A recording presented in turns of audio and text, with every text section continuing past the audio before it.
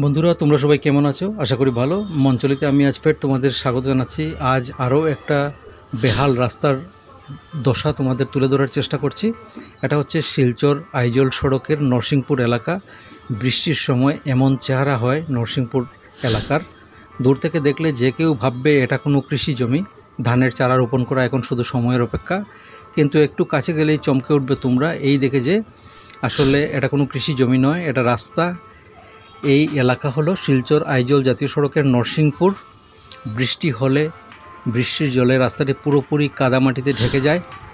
বড় গর্তে জমে থাকা জল এবং কাদা মিলে তখন ধান খেতে রূপ নেয় সড়ক।